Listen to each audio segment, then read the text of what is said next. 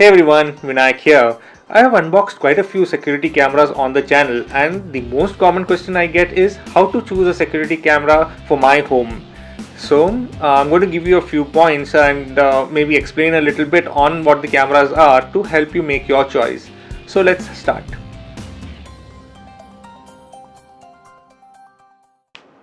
So there are quite a few different types of security cams available, like bullet cams, indoor cams, like pan and tilt cameras, dome cameras, and also the panoramic 360-degree cameras available.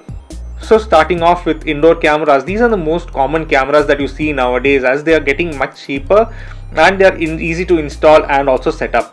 The indoor cams come in both wired and wireless options. I have reviewed a few indoor cams like the Xiaomi Dafang and the Xiaomi Xiaofang cameras. Wireless cameras are very popular nowadays because they can be set up almost everywhere as long as you have a power supply to them. They are easy to configure, and once they are configured to use your Wi-Fi, they can be accessed from anywhere in the world as long as you have internet connection. Do note, only the network connection is wireless. It still needs a power supply close by. People use them for general surveillance or to keep an eye on their pets. Some are also sold as baby monitors. Wireless cameras, or IP cameras as they are called, need to be installed or in the location that you need to get the surveillance on. So you will need to drill holes on the wall to mount them. But I did review a Xiaofang camera by Xiaomi, which had a magnetic base, so it could be installed anywhere that you have something metal over there, like the fridge, a cupboard, like metallic windows. It would actually stick to that, and you don't have to drill holes to mount it. As long as you had a power supply to the cable that is provided, it would run. So on the other side you have wired cameras. So wired cameras, as the name suggests, you need wires running from them to both the power supply and also a recorder, because most wired cameras don't have their own internal storage. Some cameras have this power over Ethernet, some called also PoE, where you just run one cable to it and it has both the network and the power coming through this one cable. This is quite good because you just need to run one cable instead of having to run the power supply cable also. Only some cameras support PoE, so make sure that if you want that feature, you have to make sure to look for it. NVRs work only with digital IP cameras which have the Ethernet connection to it. Some cameras have an analog output, which is like BNC or coaxial, like something I have over here. So this is your video and audio out separately in this camera. So if you have that, then you will need a DVR, which is a digital video recorder, which will take the analog input. If you are using BNC supports up to full HD, so your recording quality will be much better. But NVRs would support even higher than full HD or a higher resolution, and the recording quality will be much better on an NVR. But the cameras have to support NVRs or network video recording to be able to take advantage of that. Also to take into consideration is a wired camera would need the wire to run from the camera all the way to where the recorder is. So you would need the whole length of cable.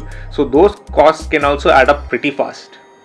Outdoor cameras are very similar to indoor cameras, but with the exception that they are built to be used outside.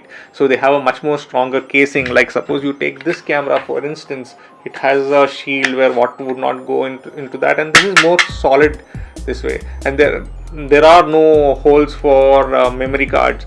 But if you take this internal camera, it's built pretty simple, and this one is a pan and tilt camera, which actually can tilt and pan, but this in the water would instantly conk.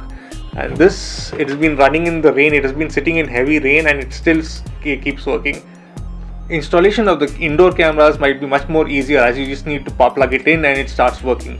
But for outdoor cameras, you will need to pull wiring for both power and also network or analog cables to go to the recorders.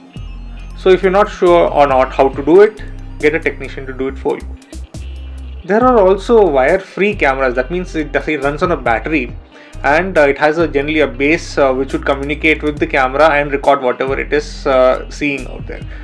So these are good for people who are renting out their apartments or houses, and can be removed easily when you don't need it.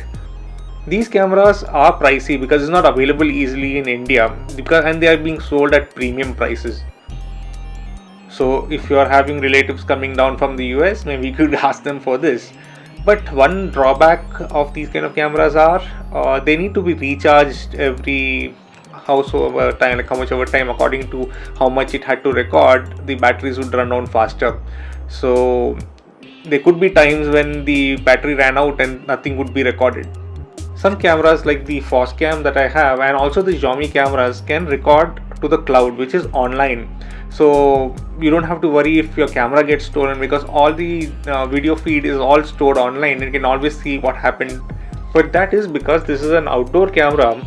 It doesn't have a memory card slot because it has to stay out in the dust and in the rain. So they have everything sealed on this. But when you have an indoor camera, you have generally a memory slot like this, where you can add a micro SD card. So this stores everything locally, and because it's a camera that's inside your house, you don't have to worry about it getting stolen that easily as compared to a camera outside. Even the Xiaomi cameras that I have the SD card slots. All the IP cameras that I have an app for them, like the Xiaomi Mi Home app, the Foscam has its own app, D3D, this camera has its own app. So I can review live feeds or even recordings that are there on the D3D camera or the Xiaomi cameras wherever I am in the world. Analog CCTV cameras are generally the cheapest of the lot, and they generally come with a bunch of cameras with a DVR included. It should be generally at the price point of the whole kit would be equivalent to 2 wireless cameras. But make sure to check the resolution of the camera. It should be around at least 2.1 megapixels so that you get around full HD. So it is best that you check out the camera in a store or you take a demo from a technician before you make your choice. IP cameras generally have a much better quality as compared to analog cameras because of the digital signal. It's just a file that is going through and they can record at a higher quality. So the cheapest option would be generally the analog cameras. Above that, image quality wise would be the network camera. But this camera is wireless and it has the added advantage of not having to run network cables to this camera. So now it's up to you how you would be setting up your home or business camera surveillance. If you have any questions, you can always write into tech@talkingstuff.net, or you can message us on the WhatsApp number that is right below here. And thank you for watching. Make sure to like this video and also subscribe to the channel. Also make sure to click on the notification bell to be informed when new videos are added. Thank you for watching.